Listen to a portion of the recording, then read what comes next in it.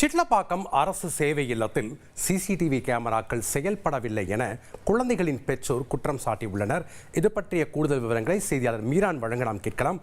வணக்கம் மீரான், குழந்தைகளுடைய பெற்றோர் முன்வைக்கக்கூடிய குற்றச்சாட்டுகள் என்னென்ன இந்த விவகாரத்தில்? வணக்கம். சென்னை தாம்பரம் அருகே இருக்கின்ற சிட்லப்பாக்கம் அரசு சேவை இல்லத்தில் பள்ளி மாணவி பாலியல் பலாத்காரம் செய்யும் என்று தற்போது அரசு ராஜீவ்காந்தி மருத்துவமனையில் அந்த மாணவி சிகிச்சை பெற்று வருகிறார். இந்த சம்பவம் தொடர்பாக அந்த சேவை இல்லத்தின் காவலாளி போக்சோ சட்டத்தின் கீழ் கைது செய்யப்பட்டு 26ஆம் தேதி வரை நீதிமன்ற காவலில் சிறையில் அடைக்கப்பட்டிருக்கிறார். இந்த நிலையில இந்த சம்பவமானது பல்வேறு கேள்விகளை எழுப்பியிருக்கிறது.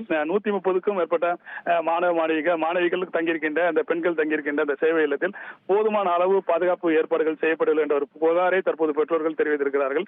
இந்த பகுதியை பொறுத்த வரைக்கும் இந்த சேவை இல்லத்தின் நுழைவு பகுதியில் கண்காணிப்பு கேமராக்கள் இருக்கிறது. அதே போல அலுவலக பகுதியிலும் இந்த கண்காணிப்பு கேமராக்கள் இருக்கிறது. 2 கேமராக்கள் மட்டுமே அது செயல்படுவதாக தற்போது தகவல் வெளியாகிறது. அந்த 2 கேமராக்களில் ஆய்வு செய்துதான் போலீசார் இந்த சம்பவத்தில் அந்த காவலாளியை கைது செய்திருக்கிறார்கள். காவலாளி அந்த முகப்பு பகுதியில், அதாவது அந்த கேட் என்ட்ரன்ஸ்ல இருந்து அங்கிருந்து அந்த உள்ளே சென்று விட்டு திரும்பி வருவது போல அந்த காட்சிகள் பதிவாகி இருக்கிறது. அந்த அடிப்படையில் அவரை போலீசார் விசாரணை நடத்திய போது சேவை இல்லத்தில் மோட்டாரை ஆஃப் செய்வதற்காக நான் உள்ளே சென்றேன் ஒரு தகவலை தான் அவர் நேற்று தெரிவித்திருந்தார். இந்த நிலையில் மற்ற சிசிடிவி கேமராக்கள் செயல்படவில்லை என்ற ஒரு புகாரை தற்போது எழுந்திருக்கிறது.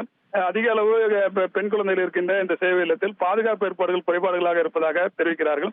சமூக நலத்துறை அதிகாரிகள் தொடர்பாக எந்த நடவடிக்கையும் எடுக்கவில்லை என்ற ஒரு புகாரையும் தற்போது தெரிவித்திருக்கிறார்கள். இந்த பெண் குழந்தைகள் இருக்கின்ற இந்த சேவை இல்லத்தில் போதுமான அளவு பாதுகாப்பு ஏற்பாடுகள் செய்ய வேண்டும்.